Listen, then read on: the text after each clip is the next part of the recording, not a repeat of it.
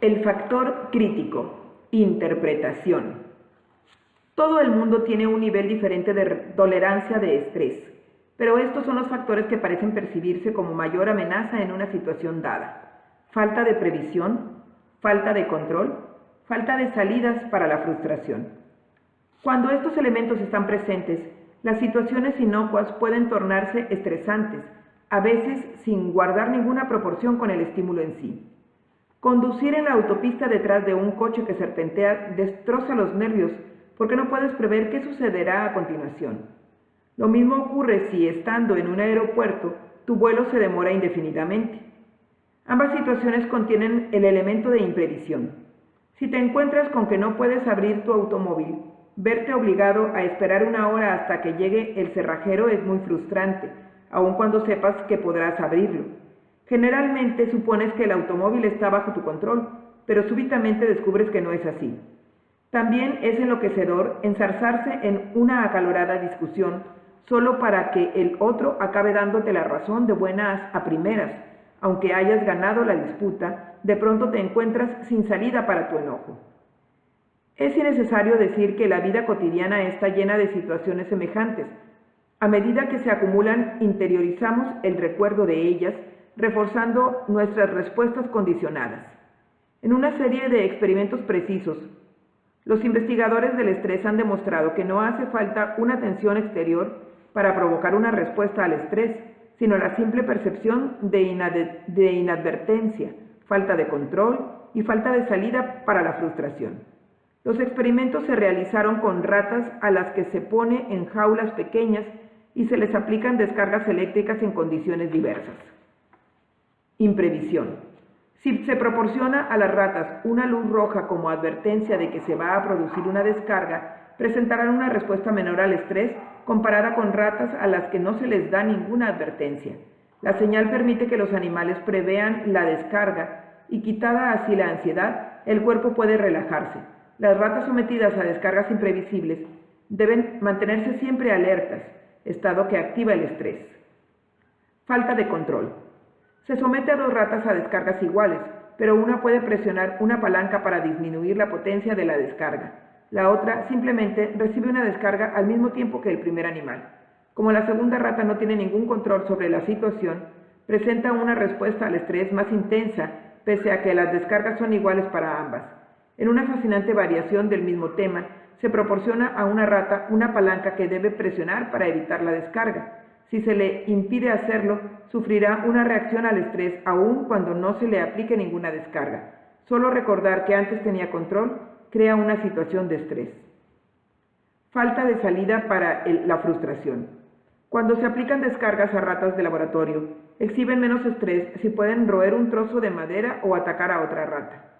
La misma reducción se presenta si se les da algo para comer o beber, o una rueda en la que jugar.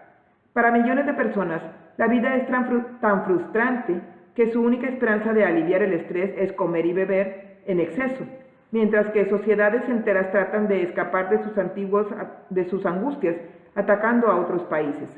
Estallan reyertas por asuntos que parecen triviales al observador, pero la frustración y la falta de control son condiciones bajo las cuales vivir resulta muy penoso. Cuando muere súbitamente alguien cercano a ti, el insoportable dolor de la pérdida se atasca en potentes tensiones intangibles.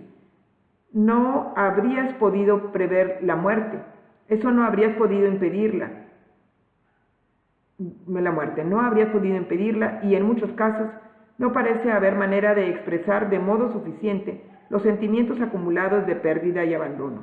Esto se torna especialmente doloroso si la persona a quien necesitas expresar tus sentimientos es la que ha muerto.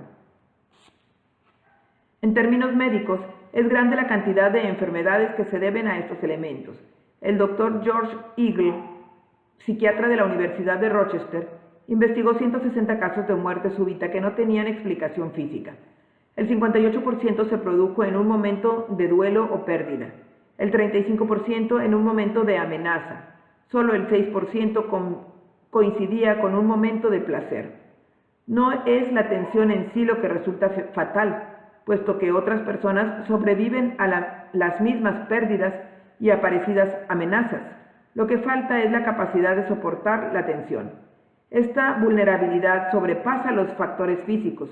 Cuando una persona menor de 50 años muere de un ataque cardíaco, por ejemplo, 1 de cada 2 veces no se presenta ninguno de los factores de riesgo clásicos: hipertensión, colesterol elevado y hábitos de fumar. La primera clase de cáncer en Estados Unidos, el cáncer de pulmón, se vincula directamente con el fumar, hábito que para la mayoría es puramente una salida para las emociones frustradas, un placer utilizado tal como una rata enjaulada utiliza el trozo de madera para roer. En el laboratorio, animales menos evolucionados que las ratas, ranas por ejemplo, no responden a factores de tensión intangibles. El factor clave es la memoria. Si un animal tiene solo una memoria primitiva, no reconocerá la diferencia entre una situación y la siguiente. Las ratas recuerdan la desagradable sensación de la descarga eléctrica y por lo tanto se las puede adiestrar para que operen una palanca a fin de evitar su repetición. Cuando se retira la palanca, el recuerdo basta también para anticiparse a la siguiente descarga. Tienen expectativas. Es un caso similar al del paciente nervioso que, en el sillón del dentista, salta en cuanto oye el torno. El mero sonido despierta una expectativa de dolor que a su vez activa la respuesta al dolor.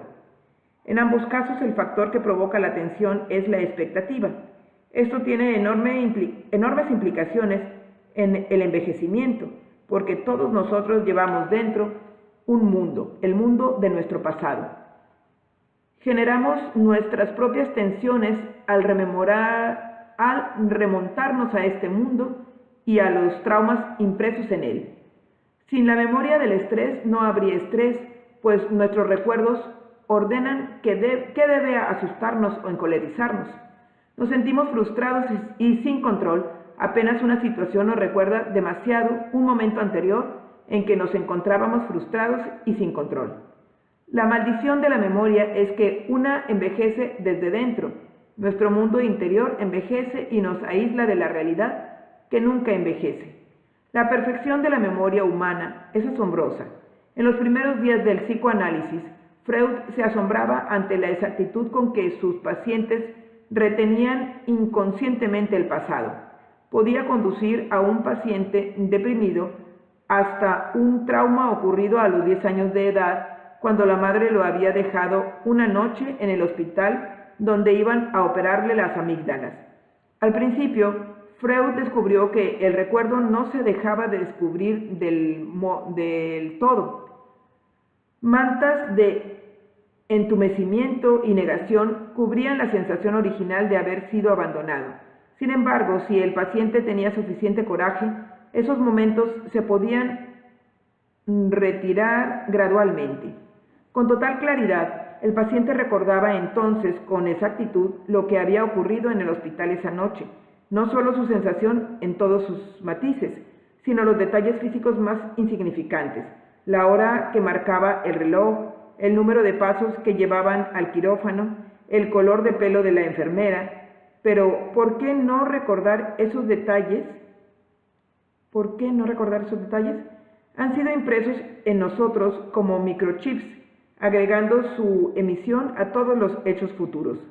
En la vida humana hay pocas tensiones simples, si aún alguna existe, porque en cuanto se presenta un nuevo hecho, se activa el sello de los viejos recuerdos, activando el tipo de tensión que esperamos. Por lo tanto, el estrés se convierte en una profecía autocumplida. Nuestras reacciones se adecúan a nuestras expectativas. Es el hecho de que ningún suceso pueda evitar el sello de la interpretación lo que da a la memoria su traicionero poder.